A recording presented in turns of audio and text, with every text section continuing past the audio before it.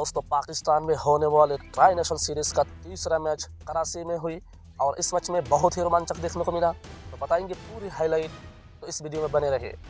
तो ये मैच पाकिस्तान और साउथ अफ्रीका के दरमियान खेला गया, जहां साउथ अफ्रीका के कप्तान टेम्बा बामुमा ने टॉस जीतकर बल्लेबाजी करने का फैसला ले लिया। तो बामुमा और डी जॉर्जी ओपन करते हुए मैदान में उतरे और उन दोनों के कंधों पर बहुत ज़्यादा रन्स करने का इरादा थे। तो उन दोनों ने बहुत ही शानदार तरीक़ा से अपने इनिंग्स से आगाह किया और उन दोनों ने मिलकर सिर्फ 8वीं ओवर में ही अपने टीम का अर्धशतक भी पूरी कर ली, जहां ताबड़तोड़ बल्लेबाजी देखने को मिला। और 8वां ओवर में शाहीन अफरीदी बॉल करने के लिए आई और शाहीन अफरीदी ने आते ही डी जॉर्जी का विकेट लेकर साउथ अफ्रीका को पहला झटका दे दिया। तो उसके बाद मैदान पर आई ब्रेड जी और बामुमा दोनों ने बहुत ही शानदार तरीक़ा से अपने इनिंग्स को आगे बढ़ाते हुए साउथ अफ्रीका का इनिंग्स 100 के पार पहुंचा दिया, जहां बामुमा ने अपना अर्धशतक भी पूरी कर ली। उसके बाद भी वो रुकने का नाम ही नहीं ले रहा था। उन दोनों ने मिलकर चक्के और छक्के की बरसात से 29 ओवर में ही टीम का स्कोर 170 तक पहुंचा दिया। उसके बाद बॉल करने के लिए आई खुशदिल शाह और 29 ओवर के 5 गेंदों में बामुमा के गलत तालमेल की वजह से और साउद शाकिल के थ्रू में रन आउट हो गए, जहां साउथ अफ्रीका का दूसरा झटका लग गया और बामुमा ने 96 गेंदों में 82 रन कर पाए, जहां 13 चौके शामिल थे। तो दोस्तों उसके बाद मैदान पर उतरी साउथ अफ्रीका का सबसे घातक बल्लेबाज हेनरिक क्लासन अपने टीम का स्कोर आगे बढ़ाने के लिए मैदान पर आई और वो आते ही ब्रेड जी के साथ अपना आक्रामक बल्लेबाजी जारी रखी। जहां ब्रेड जी ने अपना डेब्यू मैच में 150 ठोक दिया था, वहां ब्रेड जी ने दूसरे मैच में भी अपना अर्धशतक पूरी कर ली। ऐसा लग रहा था कि साउथ अफ्रीका 400 के पार पहुंचा देगा अपना स्कोर। दोस्तों उसके बाद कुछ ऐसा ही देखने को मिला।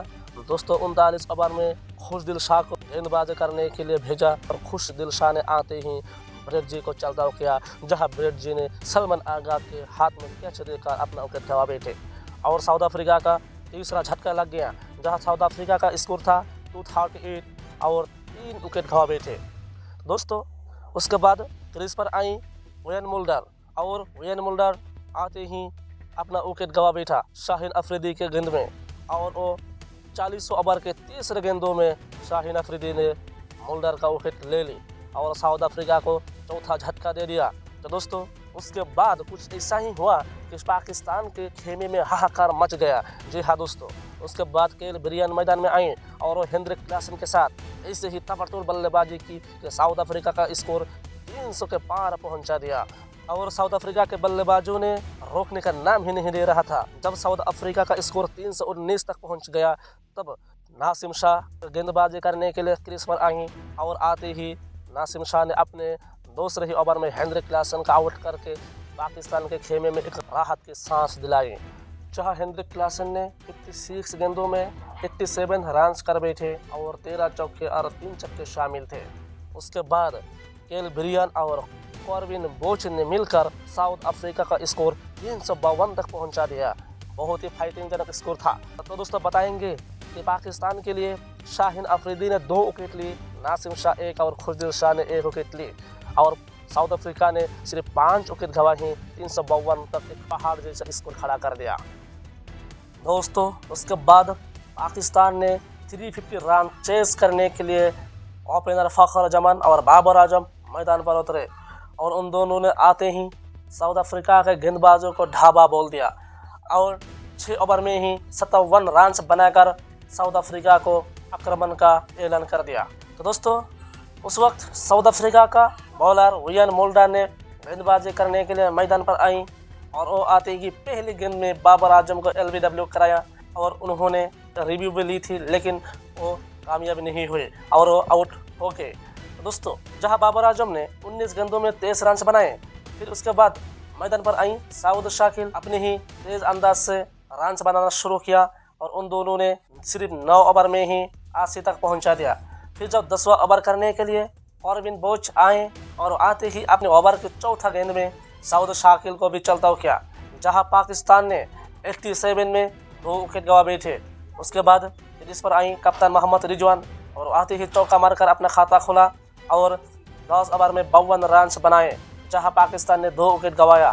तो दोस्तों फिर वेन मुल्डर ने 11 ओवर करने के लिए क्रीज पर आई और आते ही अपने ओवर के चौथे गेंदों में फ़ख्र जमान को क्लासन के हाथ में कैच करवाकर पाकिस्तान को तीसरा झटका दे दिया, जहां फ़ख्र जमान ने केवल 28 गेंदों में 41 रन बनाए, जहां एक छक्के और 6 चौके शामिल थे। तो दोस्तों उस वक्त ऐसा लगा कि पाकिस्तान ये मैच जीत नहीं पाएगा, क्योंकि वो 30 विकेट गंवाकर इस मैच में बैकफुट पे चले गए थे।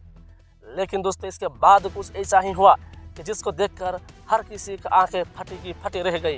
तो दोस्तों उसके बाद बल्लेबाजी करने के लिए वाइस कप्तान सलमान अली आगा क्रीज पर आए और सलमान अली आगा और मोहम्मद रिजवान ये दोनों ने बहुत ही शानदार तरीका से अपने इनिंग्स को आगे बढ़ाते हुए दोनों ने ही अर्धशतक भी ठोक ली। तो दोस्तों उसके बाद भी इन दोनों ने रोकने का नाम ही नहीं ले रहा था। चक्के और छक्कों की बारिश लगाते हुए दोनों ने भी अपना शतक भी पूरी कर ली थी। तो दोस्तों उनके चक्के और छक्के देखकर साउथ अफ्रीका के खेमे में हाहाकार मच गया। आखिर तक इन दोनों ने टीम का स्कोर 300 तक पहुंचा दिया। तो उस वक्त उन दोनों का बल्लेबाजी देखकर ऐसा लग रहा था कि उन दोनों को आउट करना मुश्किल ही नहीं नामुमकिन है। तो दोस्तों ऐसा ही हुआ और उन दोनों ने इतिहास रच दी, जहां उन दोनों ने 260 का एक विशाल पहाड़ जैसा पार्टनरशिप खड़ा कर दी और अपनी टीम को जीत दिला दी।